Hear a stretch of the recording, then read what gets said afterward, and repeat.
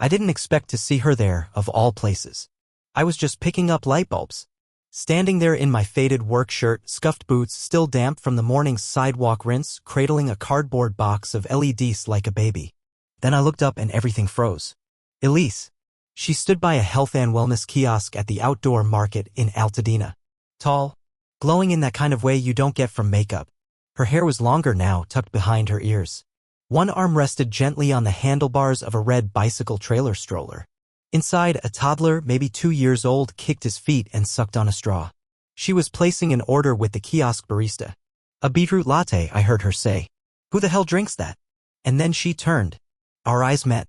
Her smile died the second she saw me. She froze, her hand halfway through pushing back her sunglasses. Her fingers trembled, and my whole body felt like it had been dunked in ice water. I hadn't seen her in 2 years. Not since she packed her bags and left in the middle of the night. No note. No message. Not even a fight. 2 years of unanswered questions. 2 years of trying to get through the next day. 2 years of wondering what I did wrong. And now she was right there, dressed in soft cream-colored layers, sipping on some fancy drink like nothing had ever happened. I took a step forward before I could stop myself. Elise. She blinked. Her lips parted, but no sound came out. I looked down at the stroller. The boy had big brown eyes. Not exactly hers. Not mine either. But his curls? The deep, coiled kind? I knew those. My heart picked up speed and I suddenly couldn't feel the light bulb box in my hands. He saw me looking and tilted his head, curious. I turned back to her. Her jaw clenched. She reached for the stroller handles like she might turn and run. I swallowed the lump in my throat. Is he mine? My voice was barely above a whisper, but it cut through the soft music and casual chatter of the marketplace like a blade.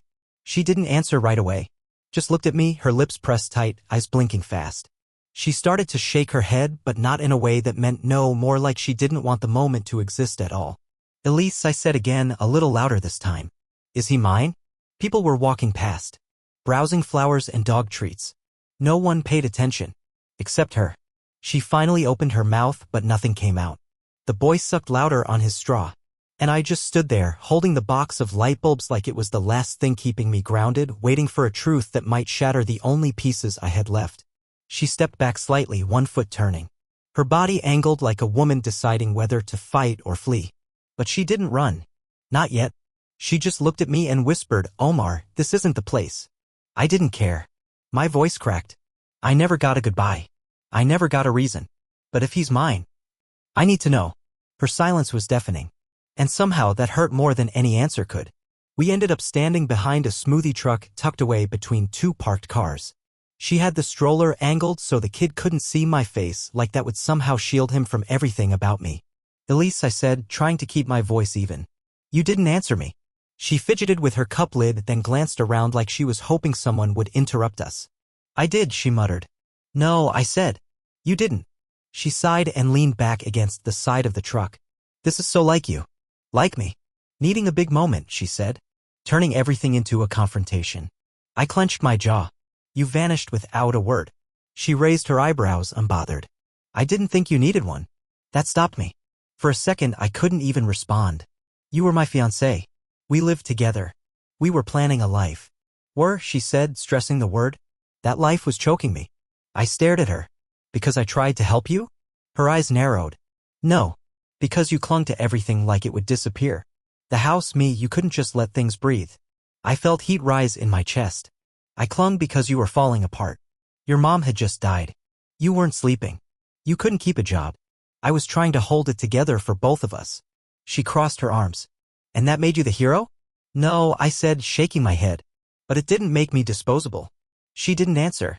You used to cry in the kitchen at 3 in the morning, I went on, my voice shaking now. And I sat with you. I made you tea. I called your boss when you couldn't get out of bed.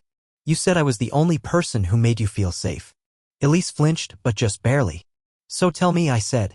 When you packed your stuff and left that night, was he already part of the picture? Her jaw tightened. This isn't helping anything. I pointed toward the stroller. Is he mine? She glanced over her shoulder. Don't do this here. Why not? I snapped. You already lit the match and walked away. I'm just standing in the ashes now trying to figure out what burned. I didn't mean to hurt you, she said quietly. But you did. And now I'm standing here looking at a kid who might be my son and you won't even give me a straight answer. She closed her eyes like she was trying to shut the whole world out. You replaced me, I said bitterly. Her eyes opened slowly. She looked at me, and for the first time I saw guilt slip through the cracks. Her mouth opened, then closed again. Please don't, she said. Barely a whisper. I felt something twist in my gut. Elise. I would have stayed. I would have fought. She looked down at the stroller, her voice barely audible. I know. That's why I couldn't let you. The drizzle started as I was leaving the market. Just a light spit of rain, but it matched the way my chest felt, heavy and cold. I didn't look back. I didn't want to. I just kept walking, one hand clamped around the light bulb box, the other shoved in my hoodie pocket like it could keep everything from falling apart. I made it to the covered awning of the pharmacy before I heard her voice behind me. Omar. I froze. No one had said my name like that in years. It wasn't sharp or angry or distant. It was scared. I turned.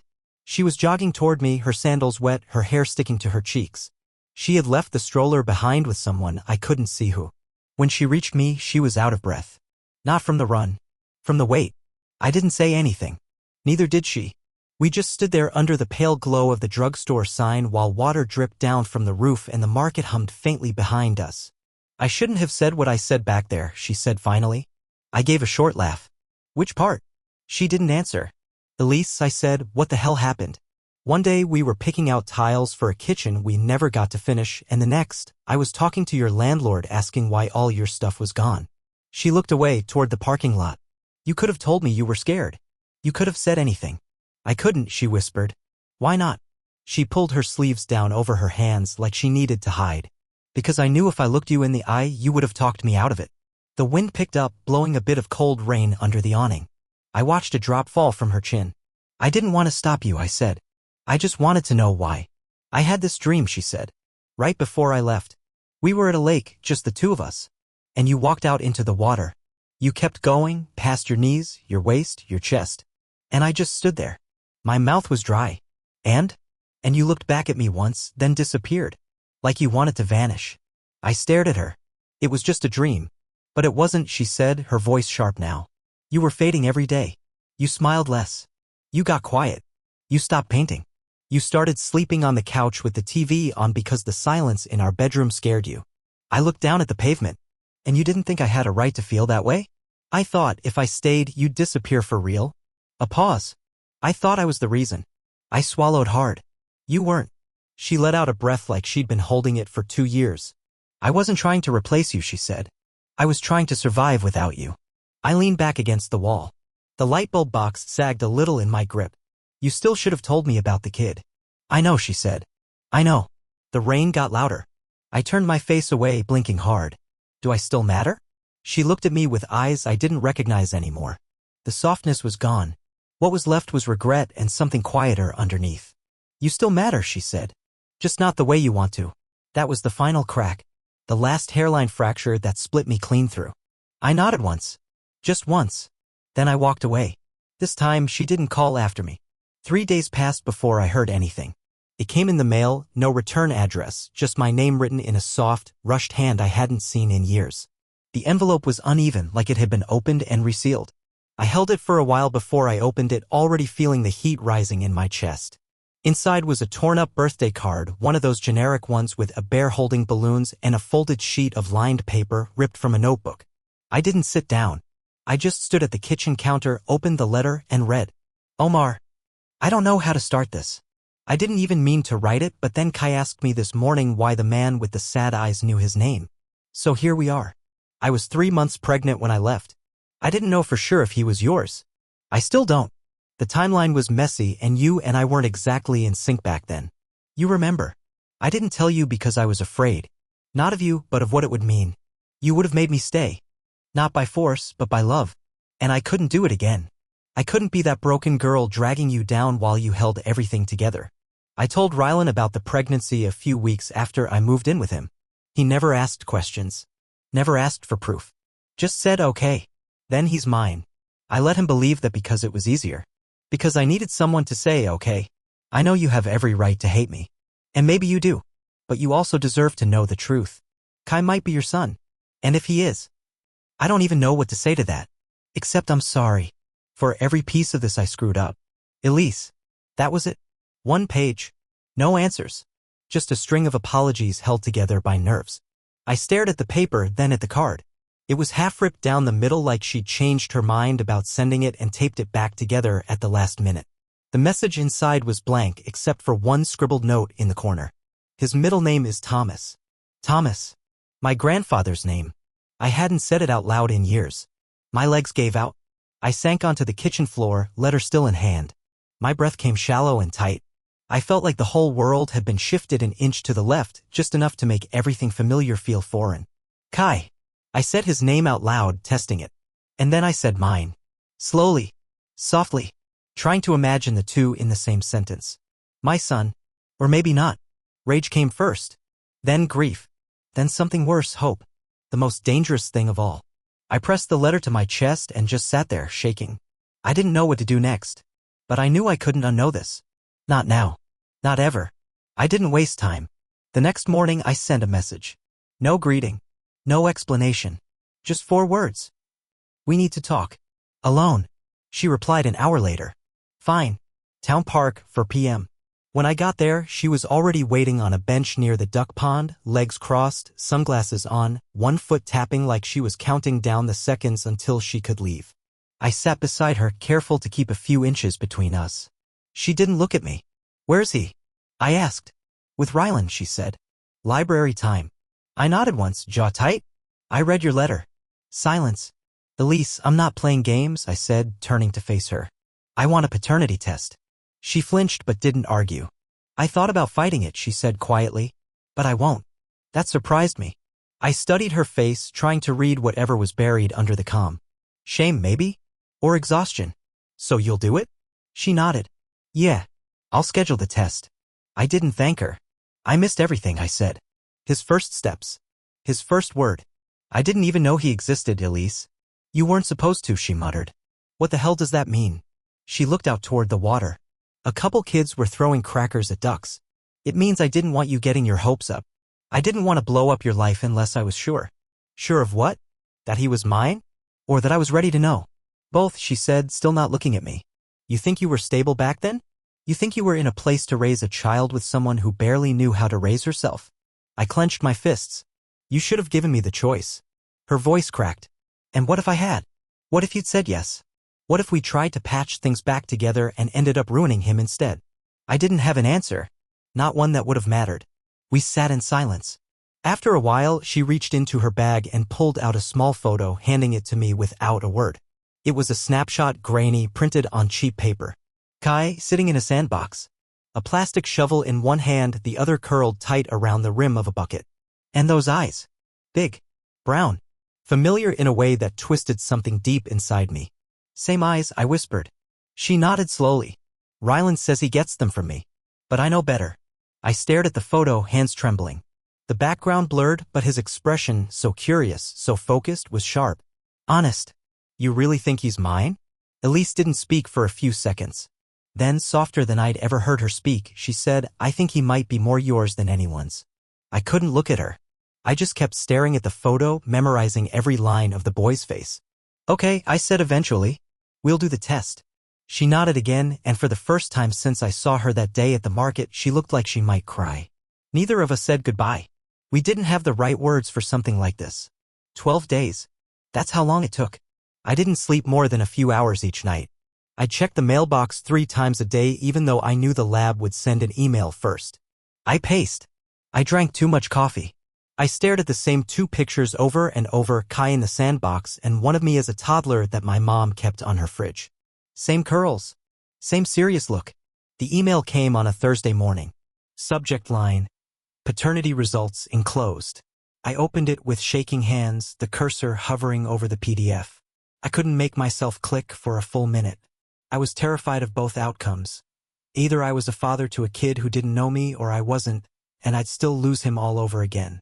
Finally, I opened it. Probability of paternity. 99.9%. Everything went quiet. Like the world muted itself so I could hear the one thought that wouldn't stop echoing in my head. He's mine. I sat there at the kitchen table for a long time, staring at the screen, not even blinking. Then I stood up, grabbed my keys, and drove to Elise's house. I didn't text, didn't call ahead. I didn't want to give her time to hide behind politeness or delay. I just needed to see my son. But when the door opened, it wasn't Elise. It was him, Rylan.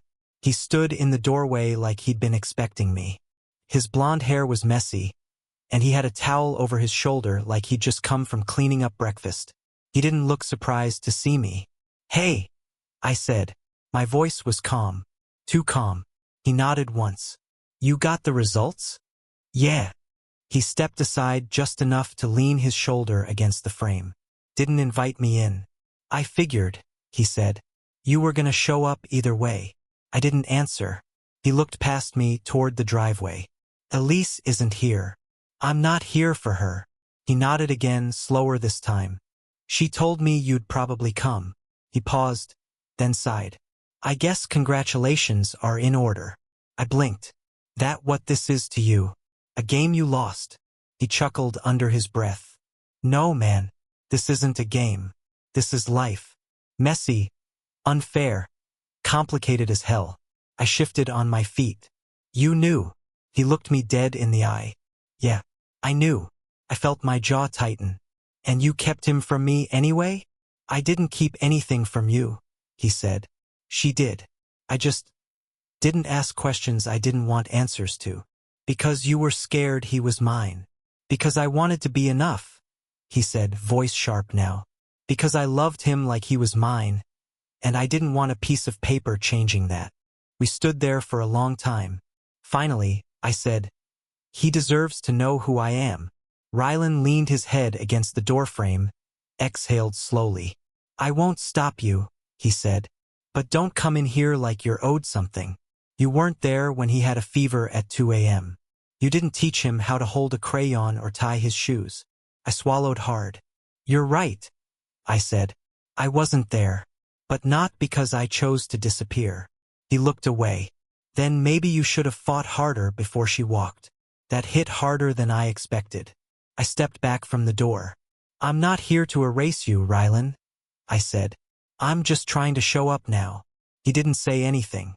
I turned and walked back to my truck. The screen door creaked behind me, then clicked shut.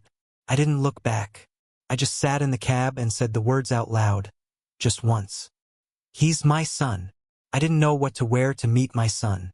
It sounds stupid, but I stood in front of the closet for 10 minutes, staring at shirts like any of them could make me less of a stranger. I finally grabbed a gray hoodie and jeans, the same thing I always wore on Sundays.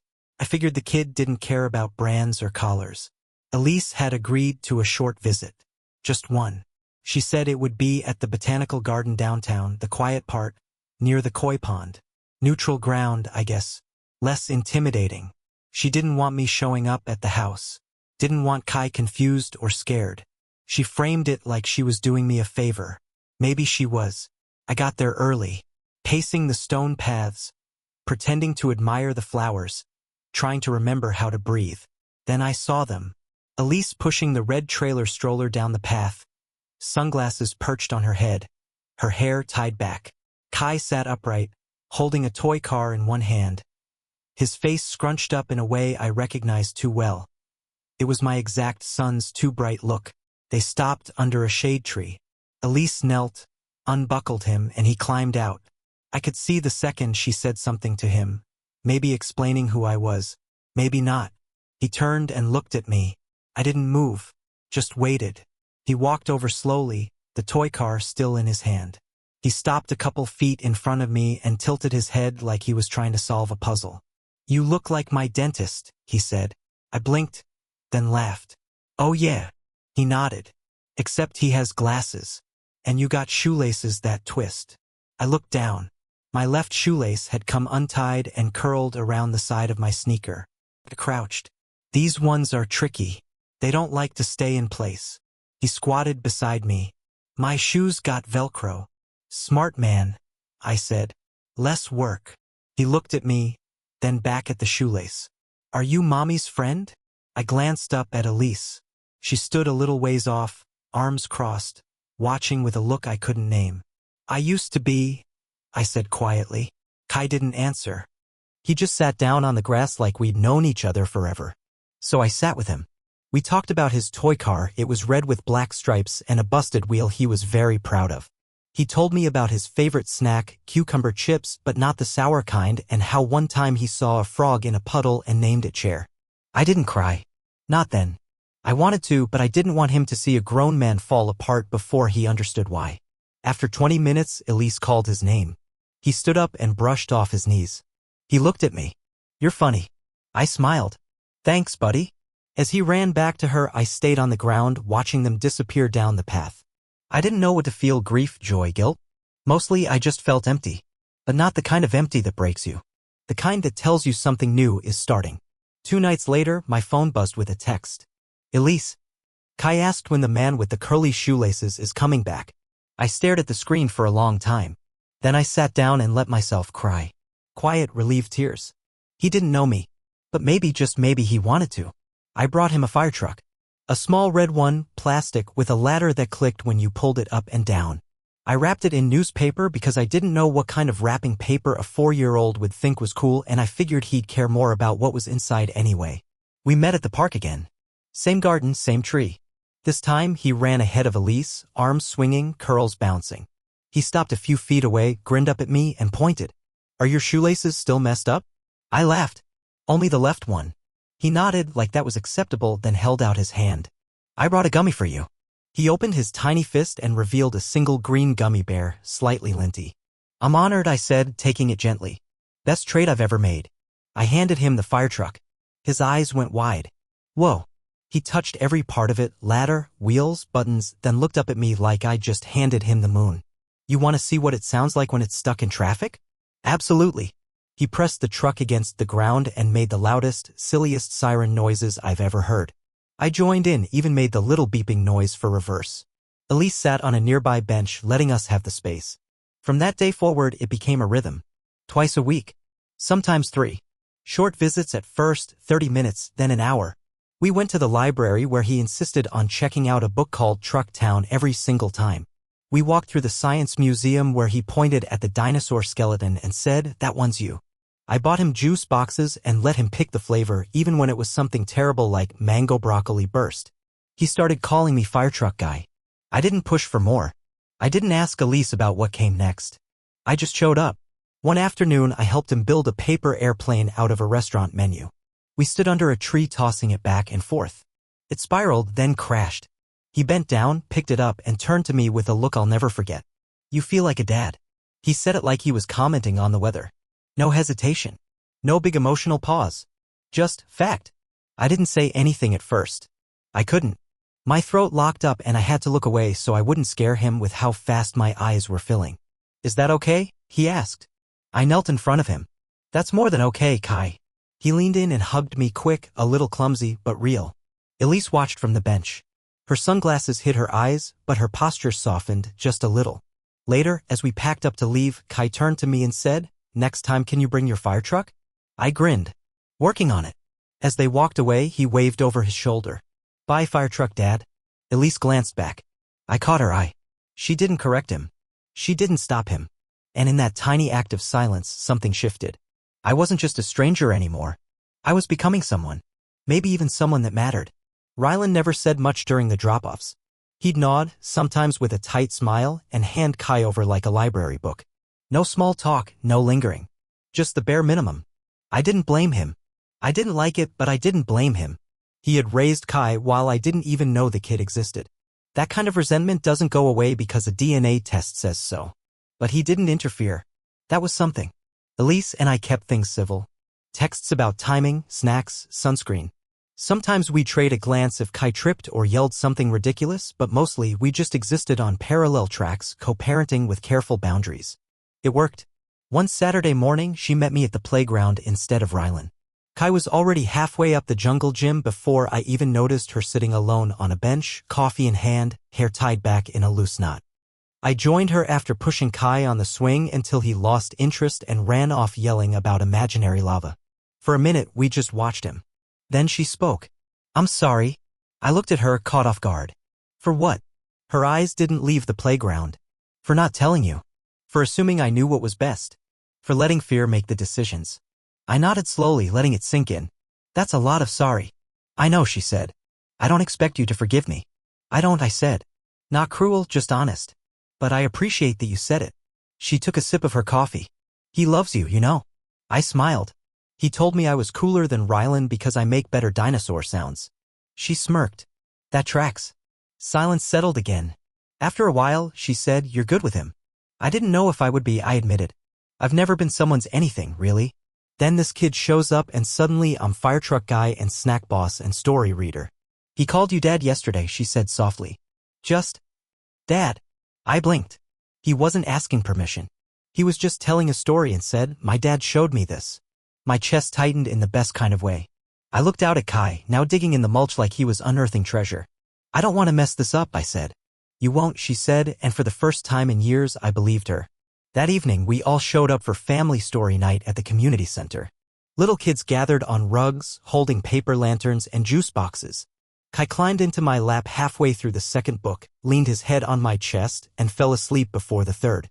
When the lights came up, he blinked awake and pointed at me, yawning. That's my dad. No one said anything. No one had to. He said it like it was obvious. Like it had always been true. And maybe deep down it had. We were in the middle of building a volcano when he asked. The living room was covered in newspaper. There was vinegar on the coffee table, red food coloring smeared on my shirt, and baking soda in places it didn't belong. Kai sat cross-legged on the rug, holding a glue stick like it was a magic wand. Hey, he said, not looking up. What was I like when I was a baby? The question hit me like a slap wrapped in a whisper. I froze, hands still in the papier-mâché mix. What? He glanced up. You know. Like, did I cry a lot? Or was I funny already? I swallowed. My throat tightened. I wasn't there yet, I said. My voice came out softer than I meant. But I am now. Kai didn't react right away. He just nodded and went back to gluing. Then he said, that's okay. I think I like you better now anyway. I didn't even realize I was holding my breath until I let it go in one long, shaky exhale. We finished the volcano together. It looked like a lopsided paper cone wearing a red wig, but Kai was proud. He poured the vinegar into the top while I added a few drops of red dye. You ready? I asked. He nodded solemnly. To the magic, firetruck dad. I dumped in the baking soda.